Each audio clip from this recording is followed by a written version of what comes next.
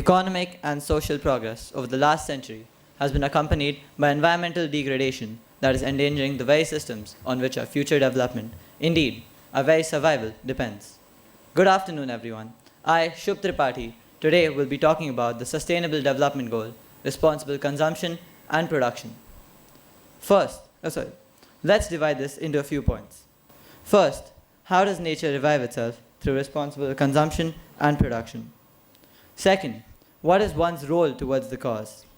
Third, what steps is the government taking towards sustainability?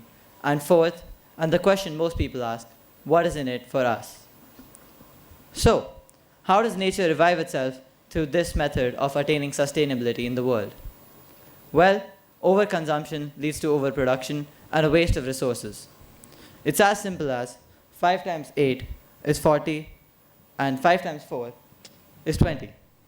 5 in both cases being the production and 8 and 4 are the consumptions.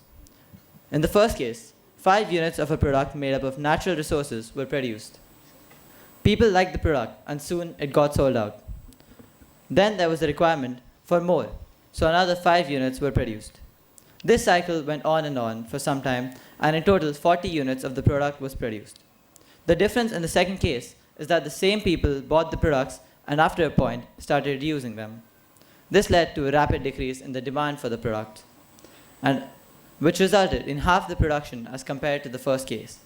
Imagine this happening on a large scale and in all industries. Think of how many resources we can save. So many more people now and in the future will be able to use these resources for various purposes. This is all sustainable development is about, to get more and better with less. Moving on, what can each one of us do to become a responsible consumer? I recommend one thing to all of us, and that is the 4 R's: reuse, recycle, reduce, and the lesser known sibling, refuse. As consumers, I think all of us need to make a conscious effort to follow these principles. There are so many ways of reusing and recycling materials such as paper, aluminium, cardboard, sugarcane bagasse, etc. All of these materials can be considered as replacements for plastic. Large-scale usage of these materials started during the COVID pandemic. When traveling had sort of come to a stop, people started using materials available to them locally for various purposes. An example of which is the making of masks out of spare cloth. Now, let's take the example of a nearing festival, Ganesh Chaturthi. Many of us bring idols at home, many in their societies. But every year, so many idols are submerged in water bodies, polluting the water and degrading its purity. We need to start reusing and recycling before it gets too late. Punaravartan is a city-wide campaign to collect and redistribute the Shadu Mati clay sludge after the visurgence of the Ganesh idols. Their main task is to ensure that the clay is kept clean and stored carefully so that it can be reused by the artisan. Another option is to reuse the same POP idol every year. This is a new and upcoming idea in which people dip the idol in water thrice and then use it again the next year. From the production point of view, there are many small initiatives and startups, such as Recharkha, who upcycle plastic waste into beautiful bags, mats, and many other things. Yes, all of us cannot open startups, but I feel like the least we can do is to support such initiatives and give it a push. Another thing that we can do is be aware and spread awareness of what the government is trying to induce and promote. Which brings me to my next point. What is the government doing towards responsible consumption and production? Well, I'm sure all of us have heard of the recent single-use plastic ban throughout the country.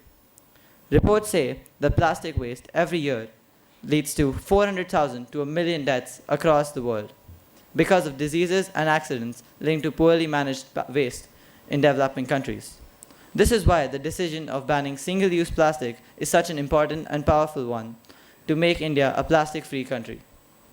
You will notice a lot of positive changes in the food industry about which Anaya spoke earlier.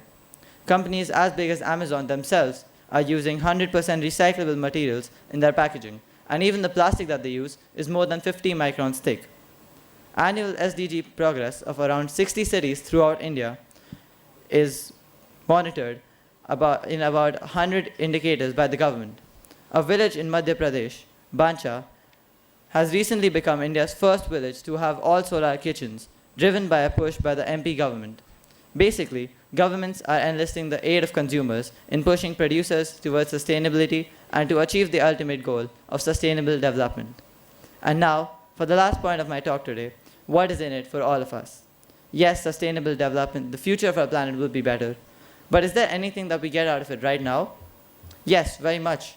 You will notice that the health of people living in a sustainable environment is usually a lot better than those of an environment where daily loads of non-recyclable loads of non-recyclable waste is generated. A lot of these wastes end up in water, hence polluting it and making it unsafe for consumption. Unfortunately though, that very impure water is consumed by lakhs of people, leading to diseases such as cholera, diarrhea, dysentery, typhoid, and polio. Some of the waste end up in large landfills. These landfills can cause various respiratory diseases, especially to the ones living closer to them. Therefore, recycling and reusing waste is a great way to make a greener environment, contributing in saving the planet from global warming and climate change. That is it from me today. I'm sure that all of us have taken at least something out of this and are looking forward to applying it in our daily lives. There was a lot of hard work done coming into these speeches, so you better be responsible today onwards. Thank you for listening. Signing off, Shubh Tripathy.